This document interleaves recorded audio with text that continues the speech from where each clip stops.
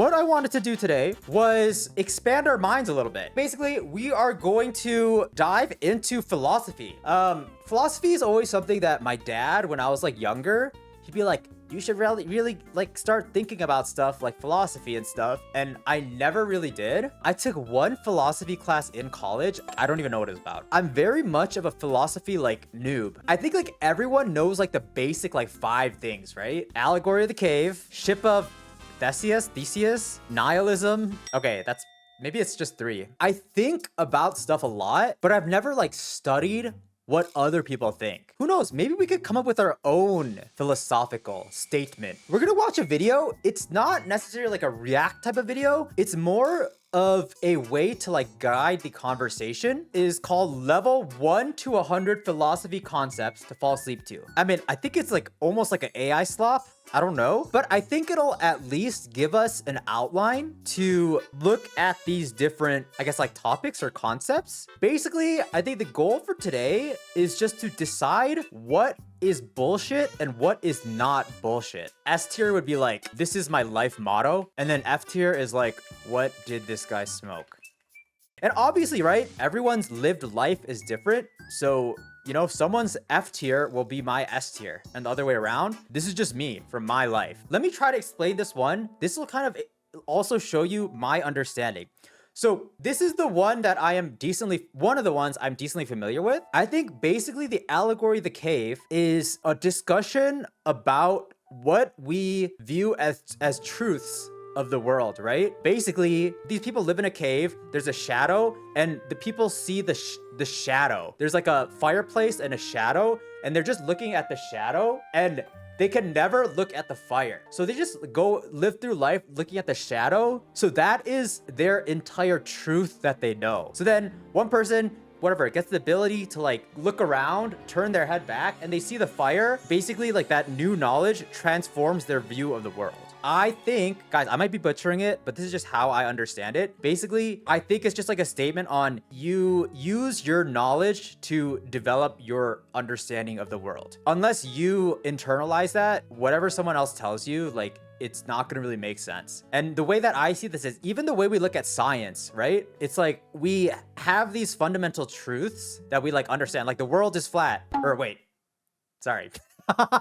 These things, if someone were to discover new knowledge that the world is flat, like that would fundamentally change our understanding of the world. Anyways, that is how I understand it. Plato used it as a metaphor for what people are like before and after discovering philosophy. That's interesting. So right now, I am just the caveman. I think this one is gotta be rated pretty high. I think it is very real when you like kind of like think about it. Yeah, it's even like, I think historically, right? Like when people got like executed for like, I don't know, saying some like stuff that I guess also it's like this is like breaking out of the status quo, right? It's not my life motto, but it's hard agree. I hard agree. Maybe it is A. What is A tier? So A tier would be like, give this guy a mic. You should also write down who taught the idea. It's interesting. Ooh, that's Spuzz. That's such a good idea. And then I can figure out which school of thought I'm most closely aligned with. This is also one I am familiar with. Okay, so there's a boat and they leave during a war. They go across like a fucking oceans and seas and stuff. During their expedition, they get into battles. The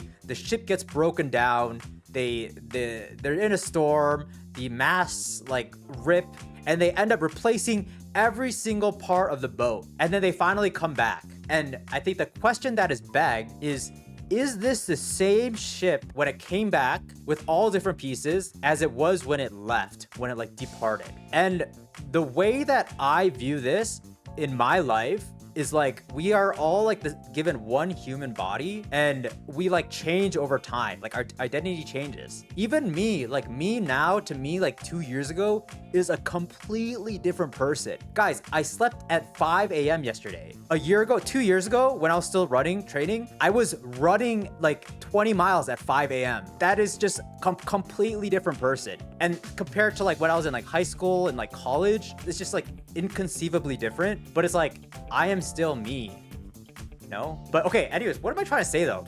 I think what I'm trying to say is I really relate to this. I don't know what the actual message this says is, but this like resonates with me to like the highest level. This will do a better job of explaining it, and then we can do a little recap. Eventually, Every single part of the ship had been replaced. The question arises, is it still the same ship? Now, imagine all the original planks were carefully stored and later used to reconstruct an identical ship. This leads to another question. Which one is the real ship of Theseus? The one that had its parts replaced gradually, or the one rebuilt with the original materials? Oh, guys, this kind of makes me like, so this only started happening to me recently, but like, I feel like these days, the unknown scares me. I don't want to say I get like a panic attack, but like when I start thinking about like, I don't know, just like, am I the same person? Am I like different? Like, what if I got cloned? Who would be the real me? It's like, that stuff kind of makes me like hyperventilate. Ugh. I guess it's not really like trying to say anything, right? But I guess for me, I guess like I feel like I'm still me. Like every part of me is me. God, I don't even know what I'm trying to say. All I'm saying is it makes me, I really like this. Ship of Theseus cannot be like a life motto, but I would get a like tattoo of this. I think I've like thought in the past, when I first started getting into running, like my life completed a 180. And I think I had a lot of internal, like a crisis about like, wait, what? Who am I? I'm living a completely different life than I was like a year ago. And I think I had like a bit of an identity crisis. So I think I like kind of thought about these things a lot. So I think this is S tier for me. Okay, determinism and free will. I don't really know what this means, but I'm guessing it's just gonna say like your life is predetermined, or you have the ability to like change anything in your life. Determinism is the idea that every event, including human actions, is dictated by prior causes. If the universe operates like a vast chain of cause and effect, then everything we do is simply the result of previous conditions, our biology, environment, upbringing, and even the laws of physics. If determinism is true, then free will is an illusion. We may feel like we are making choices, but those choices were already set in motion long before we became aware of them. Free will, on the other hand, suggests that we have real agency over our decisions. The ability to choose between different options, to change our minds, and to act independently means that we are not simply products of fate. First thought, I don't like it. I think we always have free will. No, I could fucking like, what could I do right now? I could do something crazy. I could swallow this. I don't know. I could swallow my AirPod case. I could literally swallow that. No, I had no thought of previously doing that. Didn't that like just instantly dispute this? But maybe I was always determined to not do it. No, but then what about something that I actually could eat? Guys, someone in chat could just instantly give 1,000 gifted. I actually disagree with this, right? Like, I think determinism is, I feel like I've just always lived life like thinking you can do anything you kind of want. Well, maybe not anything. Obviously, I don't think you can just like fucking fly, but like, I do think you have at any moment, you can alter your life. Wait, what are you guys saying? You guys are saying different stuff? Wait, free will technically does not exist based on the physics, but since you don't know yourself how things will turn out, act as if it does? What does that mean? I don't know. My instant gut reaction is like, I don't agree with determinism. And I don't even think it's like an argument. Determinism is a metaphysical view that all events can only occur. How is that possible? One possible way. I think if you look at like large scale decisions, big picture, I think you could argue that determinism is a thing. But like for the minute, like very low level decisions, I don't see how there'd be any argument for determinism. Because I could just drive to fucking Mexico right now. I've never thought about driving to Mexico in my life. But then are you saying because I streamed today and did this, like it would have forced me to think about Mexico in one way? Is that what it's saying? But then why did I choose to do this stream? Guys, am I like in left field right now? I don't know. Am I missing? But then I guess what I'm saying is like, what would have led me to that decision? I think at its core, isn't this just like an argument of like whether you control life or life controls you? Existential angst. Existential angst is the deep, unsettling feeling of anxiety or dread that arises from confronting the reality of human existence. It's the moment when you realize that life has no predetermined meaning, that the universe is indifferent to your struggles, and that you alone are responsible for creating purpose in your life. This concept is central to existentialist philosophy, particularly in the works of thinkers like Søren Kierkegaard, Jean-Paul Sartre, and Martin Heidegger. Kierkegaard described it as the dizziness of freedom, the overwhelming realization that, unlike a stone or a tree, you are not bound by an inherent purpose. You must choose your own path, and with that freedom comes the terrifying responsibility of making the right choices. While existential angst can be unsettling, it is also liberating. It forces us to stop waiting for life to happen to us and instead actively shape it. Wait, so that literally is what I said previously, no? Like, so existentialism stems from the thought that you have free will. Can't you combat existential angst by having a deterministic mindset? Because if you can't control anything, what do you have to be anxious about? Yes, I really do feel this. I am personally like a very existential angsty person. Wait, guys, you don't think the determinism thing is relevant to this? Am I missing it? I think maybe I don't understand determinism that well. In my mind, these seem entirely the same, or like in the same kind of like category. Doesn't existential angst stem from nothing is determined, so you have to like do everything or like figure it out? Guys, I'm probably one of the most existentially angsty people, although probably most people are. I think existential angst to me though is almost like a luxury. It's like when you have too much time to think, I feel like that's when like the thinking, like, yeah. Because I talk about this with my parents a lot. I feel like my parents do not have existential angst, or maybe like much less of it, because they just had to like do certain things like a certain way. Like they had much fewer options than me, like as like immigrating to this country. Whereas for me, I can fucking do anything. I'm fucking streaming. Like what the fuck am I doing? Yeah, I feel like this a lot more than my parents, I think. Even if determinism is true, determinism, oh, okay, got it. So it's more, the determinism thing is not really in your head. It's more like determinism ignores. It's like this will happen regardless of all the existential angst you have. I mean, existential angst, this is a weird one because like I do have a lot of existential angst, but like I don't think there's that much to like argue upon here. Isn't it more just like exploration, like what, like how do we combat existential angst, or like, but I don't think there's like a many like viewpoints. Guys, this is hard. I do not know like what is happening. Nihilism is the philosophical belief that life has no inherent meaning, value, or purpose. At its core, it rejects the idea that there is an objective moral order, a divine plan, or an ultimate truth governing existence. If nothing has intrinsic meaning, then everything, including morality, culture, and personal aspirations, is simply a human construct. So I feel like I hear nihilism tossed around a lot. I feel like maybe people use nihilism in like incorrect context though. I think I have a lot of, it's probably maybe not good, but I think I have a lot of political nihilism. In terms of politics, I think I can really I can like relate to it. Guys, I think like a lot of these things are like kind of confusing to me. Like nihilism seems in a similar bucket to determinism, but I guess it's like slightly different, but it almost feels like in a similar vein. I hard disagree with this though, no? How would knowledge be impossible? I don't think I really understand moral nihilism. This is basically just saying like you don't know what is universally like right or wrong. Claims such as murder is morally wrong are not true. I think there are some things here that like I like don't want to think are true, and maybe that just like pushes me away from them. I still don't think I truly understand nihilism though. I think it's kind of boring to me. Maybe I just don't understand it, but it is kind of boring to me, I think, right now. Also known as the Sorites paradox, is a logical puzzle that challenges how we define vague concepts. Imagine you have a heap of sand. If you remove one grain, it's still a heap. Remove another and another. Surely it's still a heap. But what happens when you continue this process? At what exact point does it stop becoming a heap and become just a small pile, or even just scattered grains? Conversely, if you start with a single grain of sand and add one at a time, when does it officially become a heap? This paradox applies to more than just sand. Consider baldness. If a man loses one hair, he's not bald. But if he keeps losing them, at some unclear point, we begin to call him bald. Likewise, when does a fetus become a child? When does an old car become junk? When does a child become an adult? The paradox of the heap highlights a fundamental issue in human language and reasoning. Many concepts we rely on daily, heap, rich, tall, bald, are not sharply defined. The vagueness of these definitions leads to paradoxical situations. Some philosophers, like those in the school of fuzzy logic, argue that truth is not always binary, true or false, but exists on a spectrum.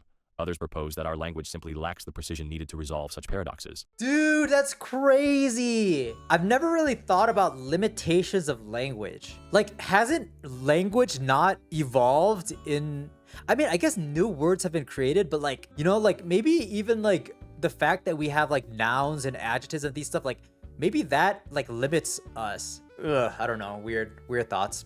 Shiny Baboon, you've been getting more uncertain about almost everything since getting to philosophy. I could see that. Guys, I feel like I've been living with my head under the sand. Wait, under a rock? I feel like when I was younger, I used to think I was smart, but my brain is so limited. All right, I think this is our last one for the day. Hopefully it's a banger. Versus monism. The debate between dualism and monism is one of the oldest and most fundamental in philosophy, concerning the nature of reality and the relationship between the mind and the physical world.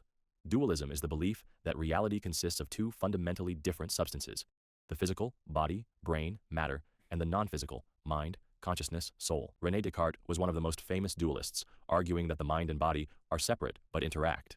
He saw the mind as something immaterial, a thinking entity, while the body was simply a machine obeying physical laws. The problem, of course, is explaining how a non-physical mind could influence a physical body. If thoughts and decisions arise in an immaterial soul, how do they trigger neurons and bodily movement? Monism, on the other hand, holds that everything is made of just one fundamental substance. There are two main types of monism: materialism, physicalism. Everything, including thoughts and consciousness, arises from physical processes in the brain. According to this view, what we call mind is just brain activity, neurons firing, chemical reactions, and electrical signals. Idealism. Reality is entirely mental. Some philosophers, like George Berkeley, argued that the physical world only exists as perceptions in our minds. There is no external material reality, only consciousness and experiences. Both positions have deep implications. If dualism is true, then consciousness might exist beyond the body, opening the door to ideas like the afterlife or souls. But if monism is correct, then everything we experience, from emotions to thoughts, is reducible to physics and biology. This debate is still unresolved.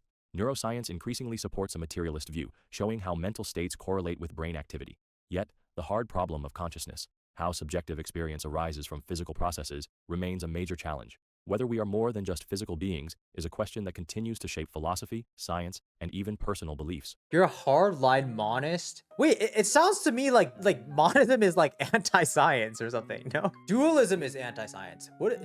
Wait, I don't think I fully understand this yet. Well, then I think I'm a hardcore dualist then, if I am understanding it correctly. Oh, so dualism just means you have a soul, and monism is you're just okay, got it. So real talk, you think we are just like, oh wait, this is actually really interesting. But I think a lot of this stuff is like, what makes you feel good? Like your understanding, what understanding makes you feel good?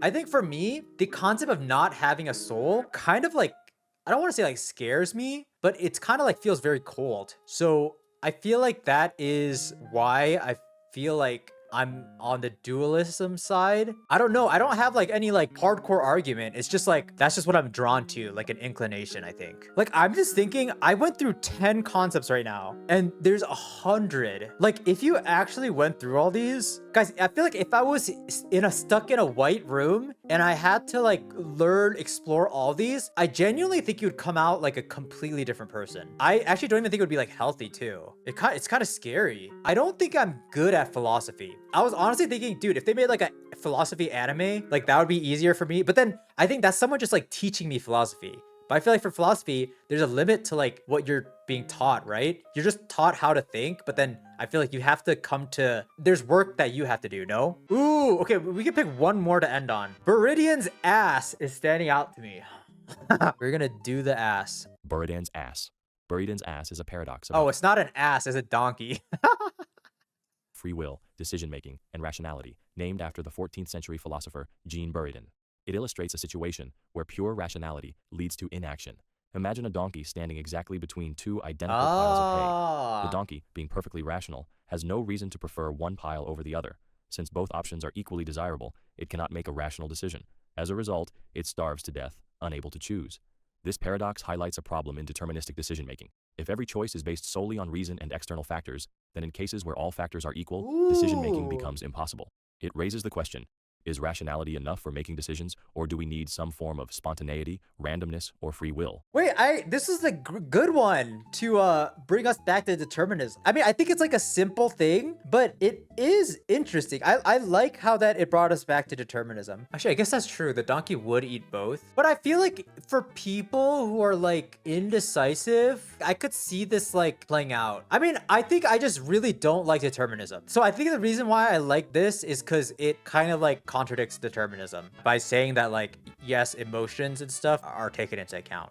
I think I just hate determinism. I think I'm just latched onto determinism. I don't like determinism. I don't know. For me, I connect it to like nothing matters. And it's like, I don't think I like nothing matters. I think I have control of my life. I really don't want to live in a world where I don't have control of my life. I do like this though. I do like conversing with you guys about shit. I feel like for me, I always want to talk about these things, but it's kind of hard to find good opportunities to do that. Obviously, the tier list did not go as I expected. See, that's how limited my brain is. I literally thought we could tier list like which ideas so I guess we did expand our brain. I literally thought we could just rank these on like which ones I agreed with or not. But obviously it does not, it is not that easy. It is more complex than that. But I don't know. I think it was good.